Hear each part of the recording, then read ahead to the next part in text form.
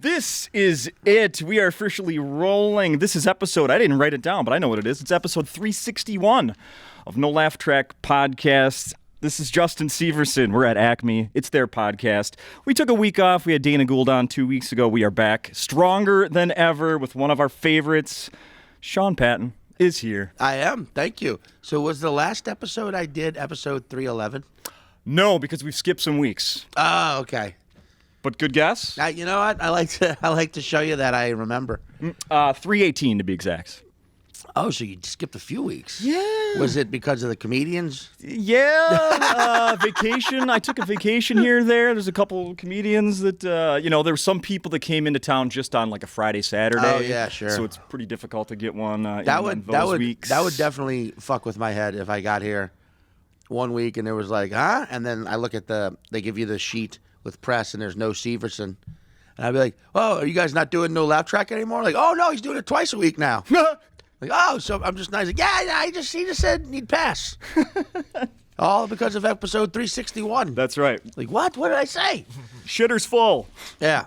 318. And as we learned, as I figured out last night, exact week that you were here last year. Exactly. And the reason I know that, and we figured it out somehow, I came here with last night, as you know, with my wife and another couple who we figured out on the way here. Actually, during the show, we brought them last year. Same couple we brought with last year. Holy shit. Yeah. Well, I'm glad I did not do the exact same set. You definitely didn't. Yeah. We talked about that. No, you definitely did not. And Caitlan Cook, who was doing the feature set last night. Well, doing a guest spot. Guest spot.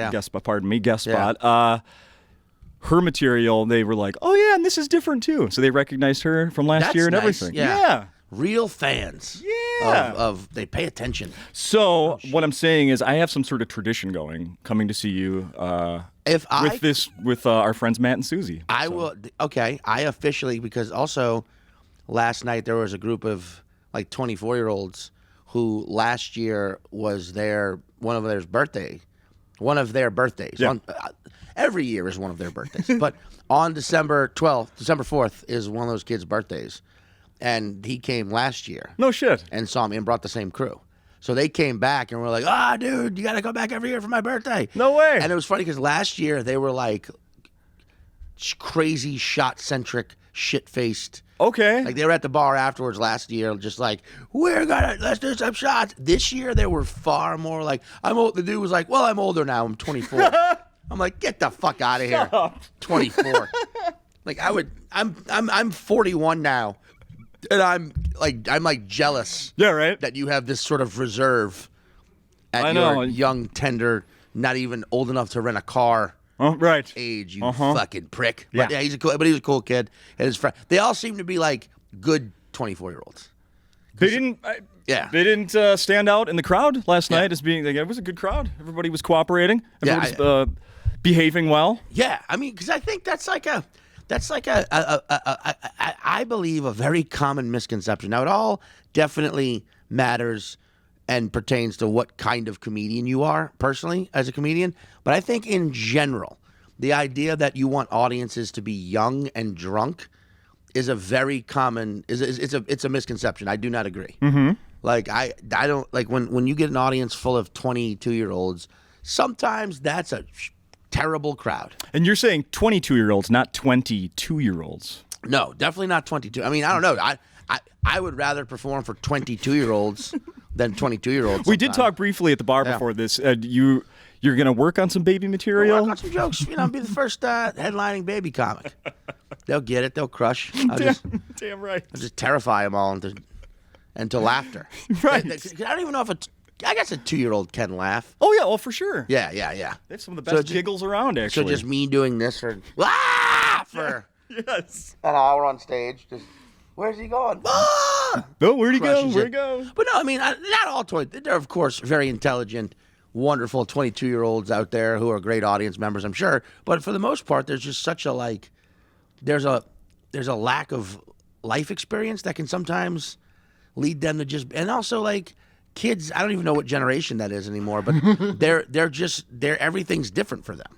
And I don't blame them. I will not be that older guy who's like, the fucking kids today don't get, I don't blame them. I blame just the way society, we are all somehow responsible for whatever every generation does after us. Mm-hmm. But they just came up in a world where everything's shorter, as far as it's all content, it's all quicker, it's all fucking coded, it's all immediately at their disposal, and they know how to multi-consume. They know, like, to them, like, the idea of like watching a live comedy show and having something on their phone playing that they can just look down at every now and again isn't weird. Right. How about just paying for anything?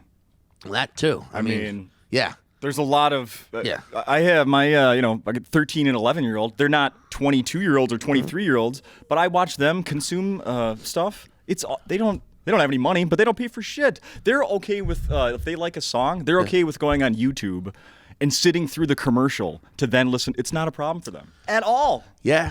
I mean, at a certain after this society crumbles, whenever the next society and is digging through all of the listening to all the podcasts from the previous society, sure, to see what they could do better. I hope one of the historians, hundreds of years now, comes across this episode 361, and hears this part.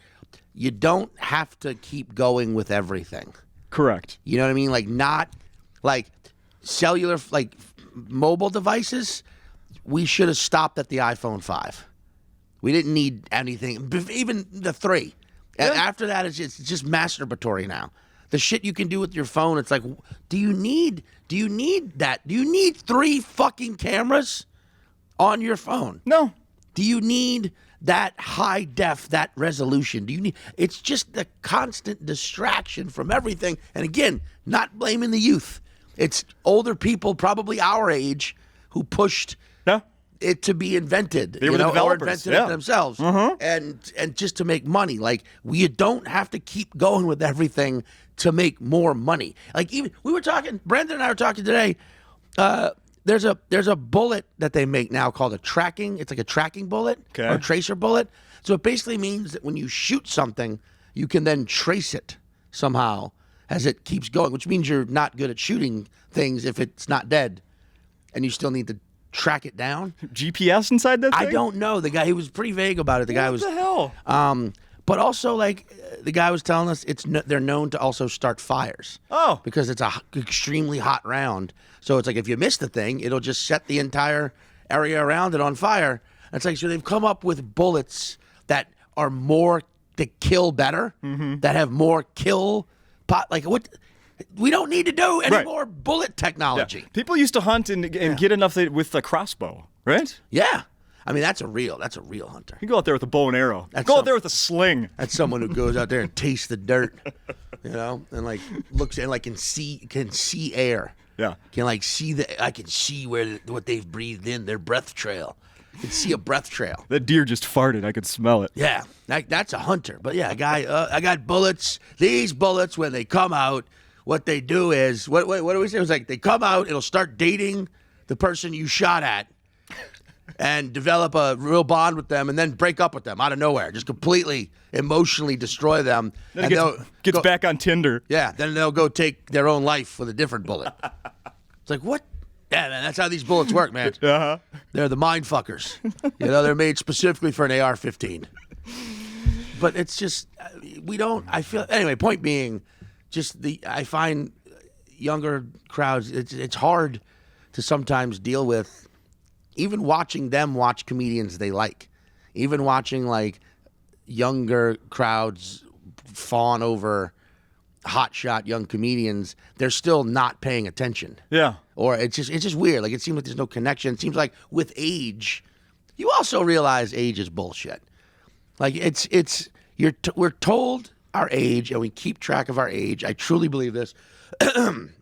It is, I'm not going to say a conspiratorial thing, but it's like religion. It's a form of crowd control. It's a form of, because you're taught to think about your age. Everyone stresses about their age, and by certain ages, you should be doing certain things. You should have a degree by this age from college, which costs money. You should have a job by this age, which is about money. You should buy a home and a car and all of these things, which is, again, about consumerism. Like, it's almost like this perfect I don't know if it started out this way, but now it is this perfect way to make people think like I have to consume these things by these ages. And in order to consume these things, I have to be at a certain place in life by this age. Yeah. And it's all bullshit. It's all bullshit. I'm 41 years old. I don't feel old. Do I still have time to start a savings account? Yeah, I think so. Okay, really? Yeah, I think you're all right. I mean, but don't do it in the banks, brother. Get you a shoebox, and only you know where the location. You of know it, it, man. Cryptocurrency. Shoot it with a tracer bullet, so you can keep track of your money box. Absolutely. But yeah, crypto. Great. Yeah, man, I got crypto, but not in the bank, brother. I got crypto under my mattress. But no, like the fucking, I don't know. But the point being is like I think we're such a youth obsessed culture where it's like I love performing in front of a bunch of fucking 30-year-olds because it's a bunch of people who just had their first dose of like, oh shit, it's a next phase of life. Yeah. You know, you're not considered this whippersnapper kid anymore, but you're not old. 30 is not old. If you're about to turn 30, you're fine. Mm-hmm. Everything's fine. Oh, yeah. Nothing's going to change. You got a lot of great stuff ahead of you. You got you got life. Your 30s are fun. Give me an audience full of, somewhat sober 30-year-olds over shit-faced 23-year-olds any day of the fucking week. Now, along those lines, let's talk about a tweet I saw of yours from a few months ago. And I've actually brought up, I'll tell you this right now, I've actually brought it up to a few of my guests since I saw it, just to get their opinion on it. And now I'll say what it is. You had a tweet, it was something to the effect of, hey, comedy clubs, take this, something like, instead of a 2-drink minimum, which for the record does not exist at Acme. Well, does not exist at any good club. Okay. Acme, of course, I think sets the bar across the country, but Acme doesn't do it. Like Comedy on State doesn't do it. Okay. I don't think Comedy Works in Denver. I think there's like a good handful of clubs that do not do it because they understand it's fucking, it's obsolete. It's an obsolete rule. Yeah. But anyway, you continue. So you're saying instead of having the 2-drink minimum, how about a 3-drink maximum? Yeah. And I'm assuming there's a story behind that. Because, look, the reason I said the tweet is because it was like I was saying earlier. I truly believe it is pushed upon audiences, not at a good club, but at some of the lesser clubs. They push alcohol sales on the audience. They have bucket of beer specials. They have shot specials. They have 2-for-1s. They have all this, and it's because they're a business, and they have to sell to stay fucking alive as a business. I understand the business part. A lot of people want to. I fucking get it. Business is not as complicated as some people want to make it out to be. However, it's short-sighted because what they're doing is you're getting audiences sometimes who are fucking housed, who are just completely out of their mind, shit-faced. And it sucks. Yeah. It sucks for the comedian. It sucks for the staff. And a lot of times, it sucks for the small percentage of that audience who maybe doesn't really drink. Yeah. Who isn't hammered out of their minds. Or who isn't hammered out of their minds, who actually paid to see some fucking comedy. Yeah. And then then you hear people will say, well, you're a comedian. It's your job. No, it is not. My job is not to deal with shit to babysit. My job is to fucking convey ideas humorously, to open your mind up to things you never maybe considered through humor. It is not to babysit a table full of drunk fucking assholes who are so wasted that they can't keep up. They can't stay listening to you. Yeah. They can't. They lose track of where you are. They didn't hear something you said. You say something like you're doing a joke about the University of Alabama, hypothetically, and they're like, "Roll Tide! Roll Tide!" And then that becomes what it's about. Yeah. They heard you shout their alma mater, or just a college that they know the fucking battle cry to, and they want to show that off. And then it's a point, and then you have to keep turning your attention to these drunk people and doing bullshit base level crowd work, which is not fucking fun for anyone. Right. It's amusing for a few seconds, and then it's like, here we go again. Drunk guy, what? Oh, cool. What's happening? And a lot of these clubs won't throw people out right away either. And they tell you afterwards, they're like, well, some comedians like to play around with them, and we don't know when. It's like, but you should be able to tell. Yeah. The 5th time, I'm like, come on. But My God, you hope so. yeah, but like you get, and it's like, what's a good way? It's like a way I can equate it. It's like it's hard to be a chef if you are in a kitchen and the audience or the patrons are allowed to walk in and keep tasting what you're doing. It's hard to work. You'd be if you were a chef, you'd be like, I can't fucking prepare these dishes if you keep fucking letting people come in and just grab ingredients and eat them right there.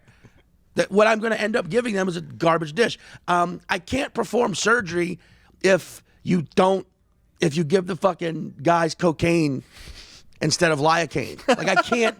It's like I want to see that though. a lot of but like I can't play football. I can't play football if you won't let me put a helmet on. Yeah. Like I can't perform for an audience if they are too inebriated to listen. Have you ever written off a club like fuck it, I'm never going back there because of where they and you know Yes. Yeah, you have. There are quite a few clubs I do not ever intend to work. And we're not talking about just like a one night at a bar or like a thing. Like I'm talking comedy clubs. There's some garbage comedy clubs in this country, and if I were more of an asshole, I would gladly rattle them off right now. Right. But that's why I deleted the tweet. Okay. Because ultimately, like, and that's the other thing. Speaking of business and long-term business, the reason I suggest a 3-drink maximum is because you're going to hit that maximum. Everyone, when people hear minimum, they get a little weird. Like, fuck, gotta buy 2 drinks. Yeah. When they hear maximum, they're like, well, that's bullshit. I'm going to get all 3. If you have an audience full of people who can only get 3 drinks, now granted, they might be a little shit-faced when they show up. I understand you can't fucking control that. Correct. But also, by the time the headliner gets on stage, if they've only been able to have 3 drinks as opposed to a bucket of fucking Bud Light, it's a different audience, and you're setting an expectation. And if you're a business that can't sustain off every audience member buying 3 drinks, you're fucked. Yeah. You're fucked from the top, and you need to figure something out. But like that's what I'm saying. A 3-drink maximum, that's $20 a person, maybe more in some clubs. And probably more than 20. Yeah, and if you fill the room, that's enough for your business to sustain. That's enough for your staff to stay busy. That's enough for your staff to get tipped well. And it's a limit to where you are not going to. The audience isn't going to be fucking out of their mind, shit faced. Yeah. And then the comedian is going to have a better time on stage. Is going to have a better crew to perform in front of, and the show's going to be better. And then afterwards, that crowd's going to want to hang out at your venue and drink more. Yay! Drink more, because you didn't have to throw them out because they were fucking hammered. But no one wants to think long-term outside of maybe 6 clubs in the country. Yeah. 7 tops. For the record, at Acme, if you come to a show, as soon as that show's done, happy hour. Yeah, it's great. Yeah. And that's what I love about this club. Generally, the staff is on top of anyone who's too drunk immediately. I don't even notice. It's more often than not, will hear that someone drunk got thrown out for being drunk here after the show. Yeah, and then nice. I'd be like, you threw out an 8-top?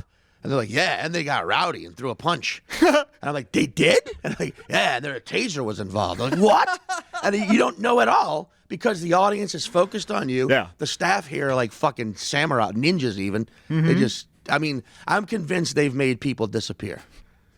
What do you think that room is behind you? Exactly. Huh? Yeah. I've never seen those doors open. I'm convinced some guy got told twice to shut up, and then there was no third time. And then that guy also just gone. Yeah. And his credit card never existed. Yeah. If this place ever closes, they're going to open those doors behind you there, and it's going to be... I'm actually convinced it's going to be like Geraldo opening that freaking Capone's vault. Dude, just bones.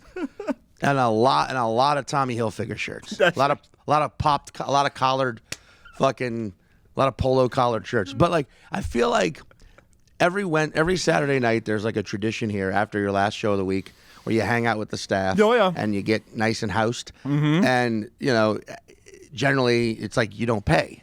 But then it's like, oh, I know who pays. It's everyone they've made disappear. It's all those credit cards that this one's on Terrence Matthews. That's right. I think that might be a real person.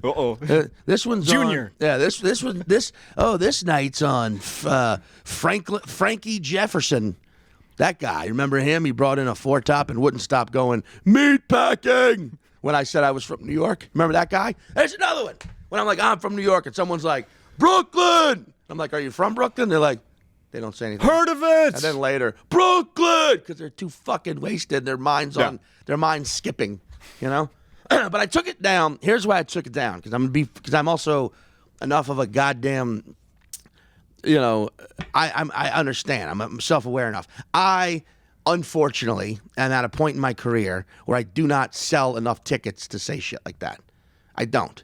And that's on me. I'm doing better. I'm trying to get more. I'm trying to put more out there so more people know who I am and want to come see it.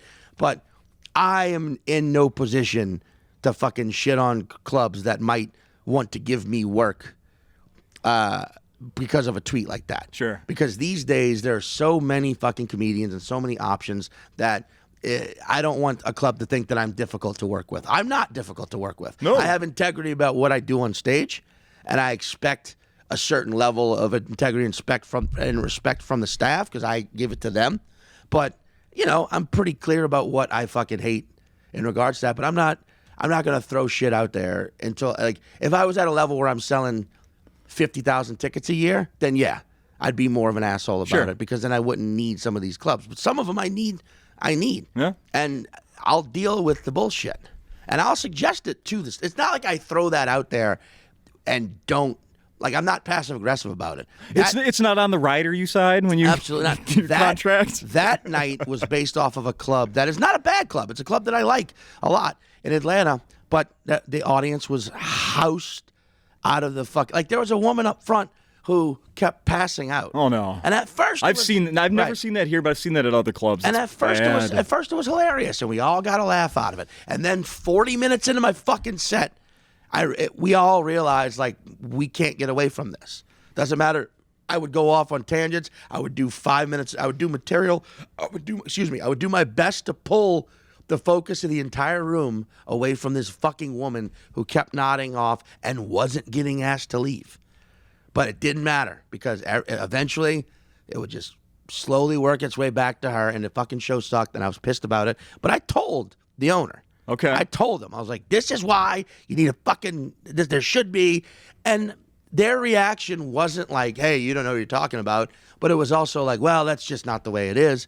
Not a bad idea, though, which is why I tweeted it. Okay. But then was like, I don't know. Maybe I should just be bold and put that shit out there and just be like, this. But because I do believe it. I do stand by that. Yeah. But there was something we were talking about a little bit before another thing we started talking about before we were recording, that my party last night, we were sitting pretty close to the stage. They were like, what would we say, second row, if there are rows here. You were right there. I didn't realize that. And there was a group of people in front of me, and there was a gentleman that, I don't know, maybe a third into your set, I laughed at something really hard, and he looked back over. Standard. And he looked over his shoulder, and it seemed like he was looking at me. I never took my vision away from you in the stage, but I could tell he was looking back. And then for the whole rest of the evening, so the other 2/3 of your set, he was basically like side saddling his chair and like looking back at me, my wife, and like I was like, what is he? I don't know if he was looking for like a laughing partner. Like, all right, he's laughing hard, so now I got permission, and now I'm joining this group that's having fun. I don't know what it was. The laughter coach. I don't know what that was. Could have been just a lonely guy looking for two couples to creep out. Or because I thought when you told me that earlier, I thought you were saying that you laughed really hard, and he looked at you and like a. You fucking laughing at that way? Oh, that would have been bad. After every joke was just making sure you were laughing at the right kind of shit. Which I'd have been like, that's... Motherfucker, you better not be. You're going to get Severson. Excuse me. When I get excited, my throat closes up. That's a long story, you know? No, I will say, he was definitely having a good time, and he was laughing as well. So I'm still not sure what that whole thing was about, but it was like, you don't need my permission to laugh, man. Like, I don't know. I also, he seemed to be a little, he was just a little older than probably the average age in the crowd last night. Yeah. And there was one time during your set, you were talking about, like start with drugs, starting off like softer ones and getting harder. And as you went into that, he looked at the woman he was next to, and they both like shook their heads like, I don't know what he's talking about. Yeah. It's like, well, you should try more fucking experiment more, brother. I think he got to Molly, and they were like, huh? I don't know what he is talking about. That's another thing that a much wiser person than me said this. I can't fucking remember and I'm paraphrasing, but it's along the lines of like, you could tell how intelligent someone is. It's kind of mean what I'm about to say, whatever. You could tell how intelligent someone is by how quickly they say what when they don't understand something. Meaning, the more intelligent you are, the more you're willing to just listen it out, wait to hear the end of the fucking whatever it is, because maybe you'll have figured it out by then. Or maybe it's not intelligence, maybe it's patience, because someone who hears something that they don't understand immediately goes, what? Why don't you listen for 2 more seconds? You might piece it together. You deal with that a lot as a comedian. I'm not just saying as me. Right. I'm not up here fucking expounding, my dissertation on, Latin poetry from pre-Jesus era. I'm up here for talking about, semen coming to life. But like, I love that bit. But you get that sometimes where you're talking, and I'm not just me. I've seen it with other comedians where they're doing a setup, and it's all going to be explained by the time they get to the punchline. It's a journey they're taking you on, and they know where they're going. They're a captain of, but people, what? What is that? It's like, what? Give it 33 more seconds, and you're gonna love it. But now you've ruined it. Now you've ruined the pacing. Now you've fucked up the timing of the bit. Now the comedian's going to have to start over or acknowledge you, or worse, just pretend like they didn't hear you. That's a feeling I fucking hate. Yeah. When I'm a comedian and someone interrupts, but I know that if I acknowledge the interruption, it's going to fuck the timing and the momentum of the bit up. So I'm not going to do it. I'm going to push through, but I'm off. I'm not at 100% now. Yeah. Because it's shit. The ship's rocked. I'm at 96%. No one's going to notice this but me. People are still going to hopefully love the bit, but I'm going to go backstage and be like, motherfucker, I was just slightly a second and a half off of how I normally like to deliver that, and it didn't get the laugh I like. Let's talk about, you got an album coming out. I do. You recorded it in September? I recorded it September at Helium. Any problems there with the recording? Helium. Everybody cooperate? No, I mean, that's, fuck, dude. Recordings can always be, I don't know, sometimes this was a good one. Good. In the sense that we did it and this is a credit to Mark Grossman, the guy who owns the label and the club to it. He had this, because I wanted to do it in Philly, because it's Helium Records. They have they're one of the good clubs. They're one of the clubs that gets it, right? The club has their own label? The club has their own label now. Helium Records, yeah. Jeez. I know. I think other clubs should do this. As I'm looking to the back. Specifically clubs that we're sitting in now, that everyone loves recording in because of the amazing setup and the acoustics, how it sounds like you're inside of the comedian's head.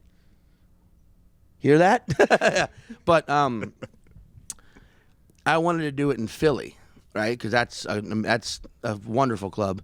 And at the time I wanted to do it, they were like, we don't have any available open weekend dates in Philly during that month, though. And I was like, no, I want to do it because I wanted to get it out this year, because I just had an hour set that I was like, I have to put this out there. And it's time. Material's like, your material is like children. You create it, then you raise it. It's going to make a few choices on its own, but you do your best to guide it to where it becomes a functional, high-performing member of your hour. Yeah. But eventually, you have to set it free. You have to let go and let it be out there. Do it, otherwise it's going to be 30, living on your couch, fucking, you know what I'm saying? Using your gas eating out card. of house and home. Right. Just embarrassed. It's an embarrassment. You're embarrassed by that bit. You never let it never got out. So you got to fucking let it out. And I wanted to do it in September, and Mark was like, what about weekdays? I was like, I would fucking love, fine. I like doing weekdays better anyway. We could talk about that if you want to, but I always prefer performing on the weekday. And he was like, so we did a Wednesday night recording and then a Sunday night recording. Yeah, I saw you did a Sunday. Yeah, and then the Thursday, Friday, Saturday, I went to a different club. Oh, wow. And worked on it more. So I got to hear the Wednesday night recording and make any improvements at the club that weekend, and then I went back for Saturday. It was just slightly more tinkered up. Sounds like a Good idea. Good way to do it. It was. And then I did all a gentleman named Jeremy Essig did the editing, but I did the editing notes, and I got like nitpicky. I'm not gonna lie, because there's 2 sets, and I was like, I'm gonna take the best. I want to merge these and make the best version of that set. So I was like moving words. Okay. Wow. I was like, I want this. The way I go, and this version is better on this first recording than it is on the second one. But the rest of the bit fits better. And, so it was a lot. And he was totally down. And he did a beautiful job. I'm very excited about this album. Comes out the 10th. Of 10th of December. 10th of December, yeah. Holy cow. Yeah. Next week? Next week. It's available for pre-order now, but yeah, it comes out on the 10th of December. I have already done the pre-download on Apple Music. Yeah. So there's like one track you can already listen to. The one you can listen to, which is really interesting because it's a track that is not one of the singles. You know what I'm saying? Because you have to pick out singles, like they can play on the radio or on Sirius XM and whatnot. The bit that is available for pre-order is definitely like, it's an interesting choice. It's like 6 minutes long or so. They're all long. I'm a fucking long-winded asshole, but like that bit is very. If you listen to it by yourself, you're gonna have some questions because it's the 2 bits before it that set it up, really. But I like that it was the one that was chosen. You didn't get to choose. You let the algorithm choose that one, and you don't want to use one of the singles. Sure. So, it was just a thing of like, oh yeah, I like that this, and the guy Jeremy, it was his. He said the same thing, but it was like, it's you may be slightly confused because it's a bit about someone else that I talk about 2 tracks earlier. Yeah. But if you think it's funny, you'll love the album. I think that's it's like, yes, it might be slightly confusing, but it's just a taste. And if you like it, you'll love the album. And I'm very excited. I haven't put out an album in a long time because I've been holding off for fucking ever, fighting to get a special, which may happen next year, but I got tired of waiting. I will say, like I always do, I listened back to the last time we did this a year ago. Yeah. And then we talked about special, and you were really thinking that it was going to happen this year. It was.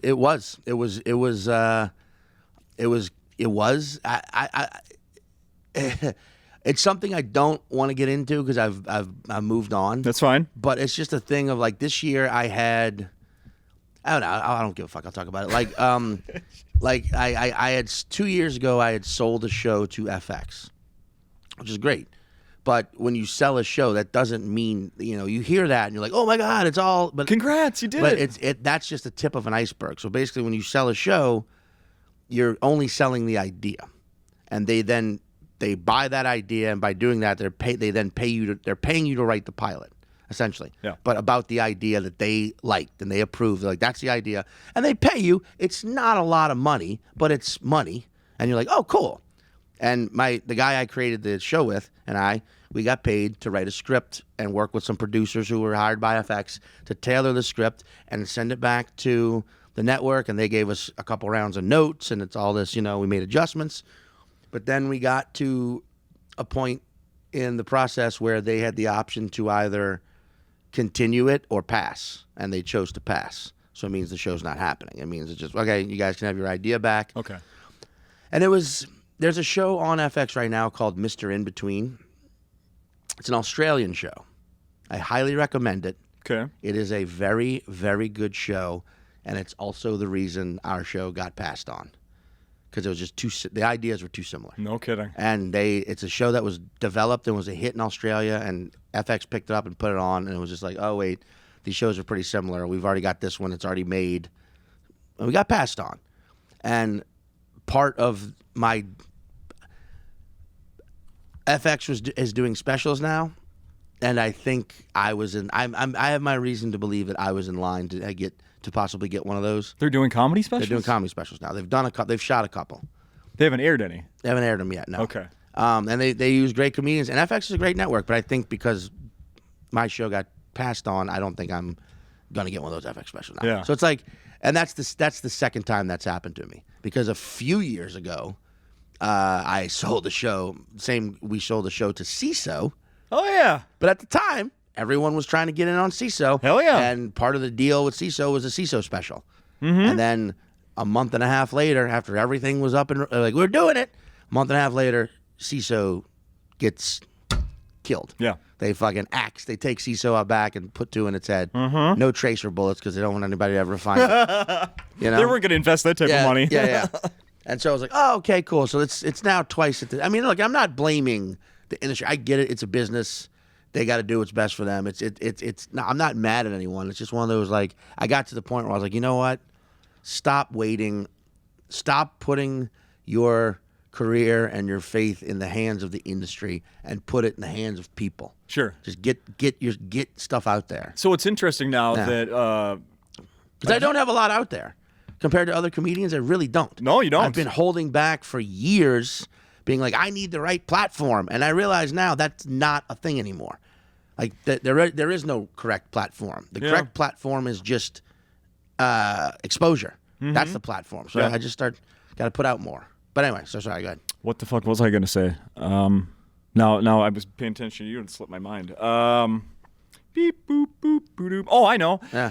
A year ago, we were talking about something similar to this, and that was right before they dumped all of those, specials from around the world. Yeah. Now, this year, Netflix is doing less specials. Of course. However, now you just said FX is doing some, and so is HBO Max. I just read this morning that new HBO streaming service is going to start. Yeah. They're going to have a whole handful of hour-long specials. Everybody's getting on the special game. Yeah.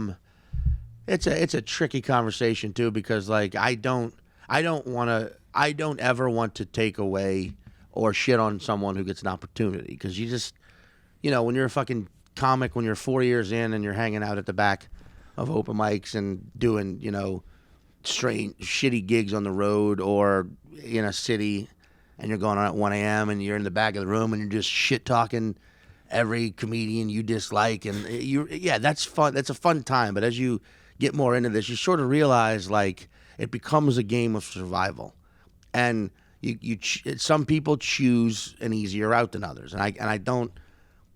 10 years ago, I'd shit on them. Now it's like, no, I get it. Like, I can't fault you for taking the easy route or for doing the thing that works, and because put yourself in that position. Suddenly, like, I mean, a classic, if not the classic, is Larry the Cable Guy. It's like he was a struggling comedian. Lawrence. Is that his name? I think so. I don't know. No, it's Dan something. Dan Whitney. Dan Whitney, that's it. Yeah. That guy was a struggling comedian who did a fucking character on the radio. Yeah. That suddenly people were lining up to see. It's like, I don't give a shit how. That's a hard decision to be like, no, I'm gonna stop doing that character and be Dan Whitney again. Yeah. Like, it's a hard, and like, do I think I would make that fucking decision in that guy's shoes? A decade ago, I would have said absolutely. Now, I would say probably. But I don't know you know what I'm saying? I don't know for sure. It's a hard fucking moment when you're at a certain age. It's all part of that age thing I talked about earlier, where you start thinking like, oh man, I'm this age now and everybody I know owns a home and I don't. And I know if I continue down this path, I'll be in that world completely happy. But I don't know. And it's like, is Dan Whitney happy with his life? I don't know. I know he does have respect from like some comedians, and some continue to shit on him. Yeah. As Larry Cable Guy. I don't know, but it's like, what I do know is like I can no longer, with a clear conscience, shit on people who make certain choices that make their lives easier. Like, I understand that more now. And being offered a special is one of those things that I used to get mad at the comedians, and now I don't get mad at the comedians. I'm mad at the networks. Sure. They are actively ruining the thing we love. So you mentioned a little bit ago about getting, that maybe there isn't a right way anymore to get, to get your name out there more. It's just whatever works. You don't really know until it happens. But one thing that you're doing differently than a year ago is you have a podcast. I do have a podcast, yeah. The idea behind that was you weren't doing enough things. That was. I mean, I had an awesome opportunity. All Things Comedy, the network, which is owned by Bill Burr and Al Madrigal, who are two of the greatest guys and greatest comedians out there. That network was like, we want to do a podcast with you, and that's like I can't turn that down. That's how it happened. They came to you. Well, years ago, Al asked me if I was going to do a podcast. This was years ago. And I was like, I don't know. I've thought about it. And he's like, well, when you decide, just let me know, and we'll do it.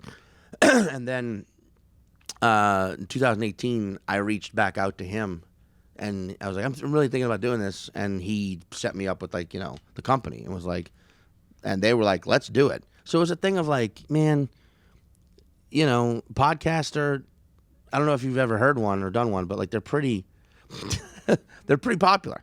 Are they? Yeah. Okay. Oh shit. Yeah. No. Podcasts are huge, and like if done right and done well and done your way, they could be amazing things. And it was just I had been not doing it for so long because I was pushing for so many other things that I realize now maybe will still happen, but the reason I wanted to do those things was to get exposure so that more people would come out to the shows. Yeah. I was killing myself to sell a TV show and make that happen. Yeah, acting sounds fun. Writing a show sounds great. But the thing I wanted to do the reason I wanted to do it was so that more butts would fill more seats at shows. That's it. Yep. And then you start to realize, like, wait a second, podcasts do that and have for years. And one's being offered, or anyone can just do a podcast, but to be with a network like them, like All Things Comedy, That's like, gotta help. That helps. So it's like I'm an idiot to not do this, and I've got to do it. And Caitlan and I do it, and I think we have a good premise. Yeah, I like it. Yeah, and like I've listened to some. Yeah, we're still, this is episode 361. We just dropped episode 30. 30, yeah. So we're a little behind you, but like, that's what I also kind of love about podcasts is that there is that afforded kind of time to work out the kinks and to let it grow and get bigger. And, you look at like everyone talks about Rogan, how big Rogan is. You're like, I agree. Rogan's arguably the biggest podcast on the planet. Yeah. He also just dropped episode 1390. He built it. Yeah. He took time building, pushing, changing, and then it became what it is. There's like now. 10 years of Joe Rogan audio that exists. Yeah, I mean, yeah. You could listen nonstop for the rest of your life, practically. People like forget that, like, Joe put in time to make that podcast what it is now. Oh, yeah. I listened to your few of them. One of them was the David Cross episode. That was crazy. And I have to say that, like, as someone who's, been hosting this for all these years, and I know that this was the same, I think it was the same experience for you, that when you're like a fan of somebody, it makes it that much better, and just, it's so fun. It was insane. So fun, and it's hard not to fanboy out on somebody that if you're already a huge fan of. You're there, you get to interview them. And he's in our apartment. Okay, yeah. Because we do it from our apartment. We have a room that we just turn into like a podcast / audio. It's podcast room / office. That's right. I'm at a place where, my girlfriend and I can afford a 2-bedroom apartment, one bathroom. But in Brooklyn, well, actually that part is kind of impressive. But we turn one of the rooms and like he comes over because like I hit him up because I had met him a few times over the years and he's always very nice. And like arguably, I don't know if I said this to him on the podcast, but like arguably one of my biggest influences to start doing comedy is David Cross. Yeah. And like Mr. Show is my biggest influence. Yeah. You and I have talked about Mr. Show in the past. I will still watch it. Mm-hmm. I will still go on HBO Go and just watch random episodes from time to time because I think it's fucking great still. It all still holds up. Yeah. And even the shit that they couldn't get, because we had that talk on the podcast, David Cross and I, about things that I was like, hey, you definitely could not get away with that today. Yeah. I still love them. And him and I we did a show together later that night. Just randomly, we were on the same show, and then we drank for like 2 more hours. And he's a massive Atlanta Falcons fan. Oh, wow. Which is insane. And you hate the Falcons. As a massive New Orleans Saints fan. I just never thought he would be a football fan. Surprises me. Like, most people don't. Yeah. And then we just talked shit about Falcons versus Saints. And it was great. But, what was I talking about? Oh, yeah, I had met him a few times, and then he does like a residency. It's actually really smart what he does when he wants to work out new material. There's this venue in Brooklyn called Union Hall, which is a very popular comedy venue. Tons of people record albums I've there. heard of it, yeah. Yeah. The main thing that's great about it is it's 80 seats. It's a very small room, right? Yeah. But it's a cool room. So anyway, he'll do this residency where he'll do this like a show a night where he hosts, but he'll have 2 to 3 comedians on. So he'll go up and do new shit for like 15 minutes, and then bring on someone to do 15 minutes of like, A-game shit. Yeah. And then he'll go back on and do 15 more minutes of new stuff. So he'll work out an hour of new shit a night. Anyway, I was doing one of those shows, and when I came into the back room, I was like, I'm probably going to have to reintroduce myself. But he was just very like, oh, hey, Sean. Hey, man, good to see you. Thanks for doing the show. And I was like, what? And I got his information, and then just like, Hail Mary email. Like, you probably wouldn't want to. And he was like, yeah, man, totally. And then I was like, oh, great. I'm like, okay, well, we live in this neighborhood in Brooklyn, but we could come to you. And he's like, oh, no, it's fine. I live right around the corner. I was like, what? And then he came over, and then, you're sitting there for 2 hours with a guy who, like, I could quote most of his work. And have, and, like, have listened to it in, like, times of being shit-faced drunk, times of being, like, incredibly depressed, times of being just happy and on the road and wanting to listen to fucking Shut Up, You Fucking Baby, Yes. And it was just, trying to keep your composure. Like I imagine you do every time I do the podcast. I'm never comfortable. Like Sean. I just notice it's like, man, Severson's doing a real good job this year of containing wiping the sweat off my hands. His fandom, Telling you. But like, it's fucking insane, dude. It was like David Cross is in my apartment. And then he definitely took a shit. He definitely went into the bathroom after the party. He's like, I gotta use your bathroom. I was like, go ahead, man. No, you're kidding. And he was definitely in there for like long enough to take a shit time. No. And I remember afterwards, after he left, I was like, I'm afraid to go in there and smell David Cross's shit. Right. Just because I don't know what it would do to me. I don't know if I would be like, would it make me that much more of a fan? Or would I turn on him and be like, that fucking horrible bowel-having fucking piece of garbage? But Caitlan went in instead and lit a match. But she said it didn't smell like shit. The only thing that would have made that better is if you would have had to like poke it down with a fucking coat hanger. Plugged it out. I'm like, all right, open it. And it's like that. I take a whiff and just start dying laughing. It's like, that's the most hilarious smelling post shit ever. God, even his gas is hilarious. Oh, that's awesome. Yeah. Yeah, it was crazy, man. I got to tell you this. We'll put a bow on this one pretty quick. I have to tell you this one. Another episode of your podcast I listened to. It's called 5 Words. If we haven't said that yet. Yep. It's available everywhere you find podcasts.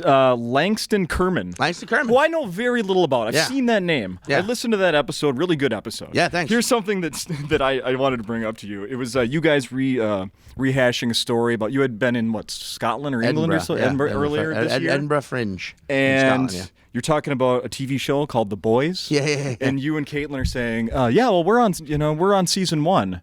And then he says, yeah, I'm on season 2, and you guys just keep going on. And then finally it comes out, no, dummies, I'm acting in season 2, not I'm on season 2. Yeah. It's not even available yet. Yeah, that was a fun moment, like almost Abbott and Costello, who's on first moment. Yeah, there was a bunch of comedians at this place in Scotland called Wings, where it's genius. They only serve chicken nuggets and chicken wings with like 80 different types of sauces. Yeah.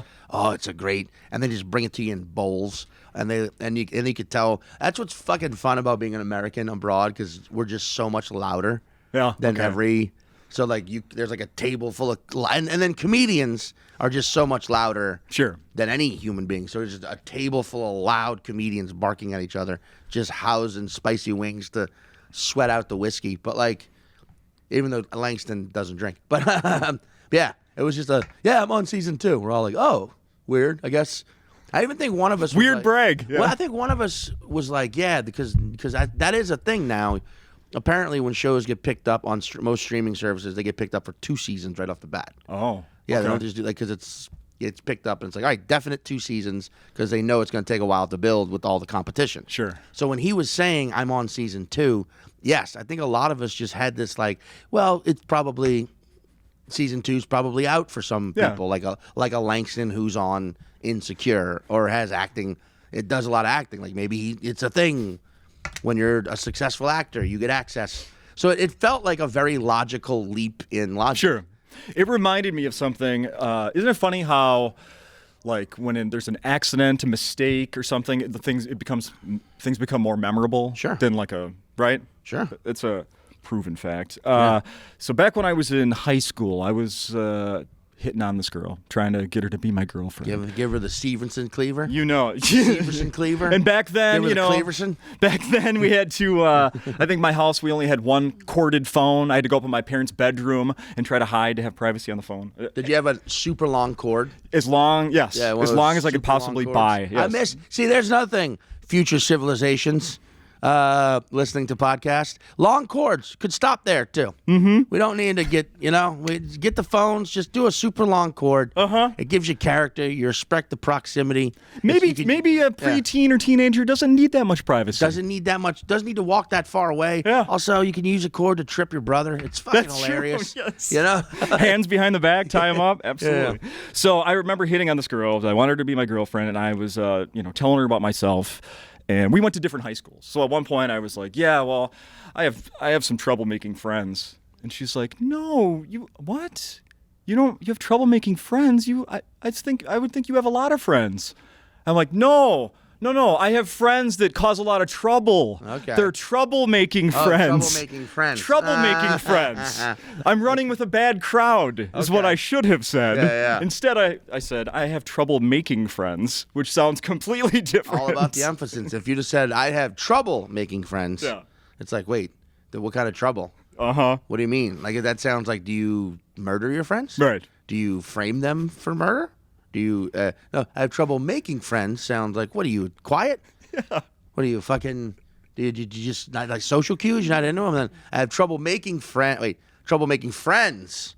It's like, so what, you just make enemies? Anyway, you put the emphasis on that. So many different things. You have to say, trouble making friends. Yeah. Have trouble making friends. Yeah, that's okay. That sounds like, yes, you have trouble making friends. Yeah, it's just like, that's like a perfect, I don't even know what you call that, but that's I don't know. Multi-interpretable phrase. Yeah. Yeah, I don't know if multi-interpretable is a word, but I like it. It is now. One more thing I want to cover, and then I'll cut you loose here. I know the answer, but can you say on this recording why you call the album Scuttlebutt? I can, yeah. And I had to Google it. Oh. What Scuttlebutt was? Mm-hmm. So, yeah, there's a story on the album. It's track 4. That is a story that takes place years ago at a strip club in Louisiana called Scuttlebutt. Okay, yeah. And if you look at the cover, do this.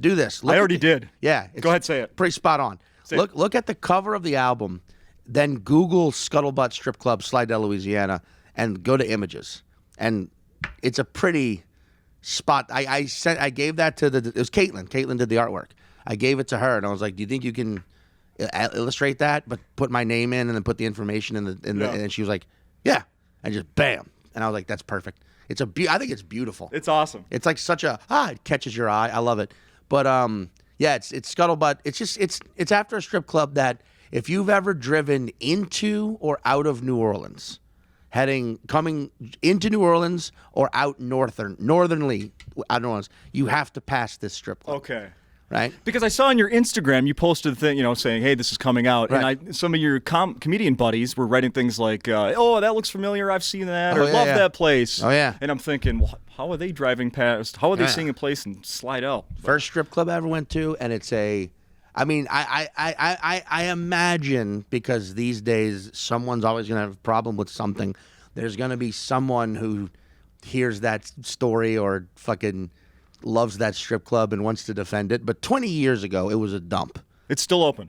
It's definitely still open, 100%. And when I went there, I've only been there once, and it was 20 years ago, and it was a fucking raging shithole. But it was, whatever. Because I looked up online now, and it's classed up a bit. But it's still a pink building called Scuttlebutt off the I-10 service road, 30 miles north of New Orleans. Or 33 miles north, to be exact. Yeah. But, that's why I named it that. Also because, for years, I did not know nor think about the definition of the word scuttlebutt. I didn't know it was an actual word. I thought it was a made-up Me too. title. A scuttlebutt. Scuttle in to see some butt. It made sense. And then I was in England for the first time in 2015. It was late going over to England for the first time. and a dude a British guy used it in a sentence. And he was like, well, apparently that's the scuttlebutt about. And I was like, what? And then immediately was like, wait a second, and like Googled. It means rumor. It means a rumor or gossip. And I was like, what? And just became enamored. And I just, and plus the memory I had of that place was a story I knew when I started doing stand-up I was going to have to tell one day. But I knew it would have to wait till I was very comfortable with who I was on stage, myself, but being on stage, because it is a very humiliating experience. Okay. And you're not doing that bit, you didn't do it last night here. I didn't do it here. I mean, to me, it's like it's recorded. I love the way it's recorded. It sounds good. And I'm like, you know what? I just want to leave the bit. That's where it lives now. Okay. You know, and that's where it will be. But like, it's I love the story. And like I said, I love the album. So like, check it out. And I guarantee if you don't like it, I will talk you out of that mindset. Give me a call if you don't like the album, and I'll explain to you why you should. And then you listen to it again, and you'll love it. Fair enough. Yeah. How do people contact you for that complaint? No, I'm kidding. That'd be weird. It's like, give me the Sean Patton hotline. You don't like my comedy? Call me, and I'll tell you why you're wrong. Is there anything else we should be mentioning? That way, actually, could that be something? I bet there are many Acme employees or just comedians who would be willing to do this, that there'd be a hotline here at Acme that people can call to complain about comedians. Right? We have a manager in the back laughing right now. And it's hitting something with him. But the person who's working the hotline that day has to tell them why has to like argue with them why they're wrong. Do you have that in you, Brandon? Could you do that if necessary? I deal with that anyways. He deals with that anyways. Yeah. But like that could be a thing for like younger comedians. Be like, hey, you want to come work the hotline? Yeah. For a couple hours, you know, give you free food. You know, give you free soup. And, that'd be good. You know, yeah. And just like, yeah, I'm calling. I don't like. Who's a fucking? I just don't think Sean Patton. I think he's just loud and sort of mean. And then the comedian's like, well, what you don't understand though is that behind that volume and that rage are some actual tender thoughts about society that are pretty funny. Can you give me an example? And then you just hear someone in the. That's my complaint about comedy voice. Can you give me an example? I'm gonna deepen it a little bit because I don't think it should be just women. No. I mean, I give me an example. I just don't see why the guys. Where's this guy from? I don't see where the guy. I'm originally from St. Paul, but then I got relocated to New Jersey. Oh, okay. And then I split my summers between Eau Claire and the Jersey Shore. Now I decided, settle out here. The state tax is a little bit lower. Not recently, though. You know what I mean? But anyway, I iron welding. That's what I do. And I just, I lost some of my hearing over the years. Union, Local 147. But, you know what? I changed my mind. I think that guy's hilarious, actually. I was just calling back to say I apologize for not thinking he was funny. He's pretty fucking good. He does a whole bit. He's doing this whole bit now about sperm. About a sperm coming. I know he mentioned it earlier, but a lot of people just be like, "Oh, it's a bit about sperm. Here we go." But then, if you listen to it, it's actually a tale. It's an epic. Is it a tale? It's a tale. Oh shit, that's fucking hilarious. He should use that. But that would be a fucking funny. Because then you'd have those people who call in. They're like, "Yeah, I don't like. I'm trying to think of who. I don't want to." Because I don't want to make it sound like I don't like this person. No, use Chad Daniels as an example. He stopped in last night. Oh yeah, Chad. I don't like Chad Daniels. He's I think he's just he's a dad, but that don't mean he can just shit on me and my bad dad skills. And then the comedians be, well, actually, sir, I mean, are you a bad dad? Because Chad's went through a lot. He had kids when he was pretty young, and it was a lot of responsibility at a young age, and he somehow did the right thing and manifested and turned all that into hilarious bits about fatherhood. Now, if you're upset, I feel like you're projecting your own insecurities about your job as a dad onto him. Oh, fuck, dude. You're right. At the very least, what you're acting out right now is a YouTube series. This should ought to start as a YouTube series. Yeah. Just explaining to people why Netflix, they're wrong. Then Comedy Central, then ABC. Yeah, then just Nat Geo. Nat Geo. And then they find that series.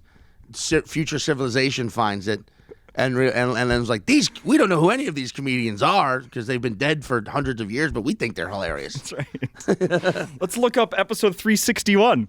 So it's the one, man. Sean, it's been great. Justin, it's always a pleasure. Thank you for having me back. Let's do this again the first week of December 2020. Specifically December 4th, 2020. 2020. Because that will be the Thursday. Perfect. See you then. Later.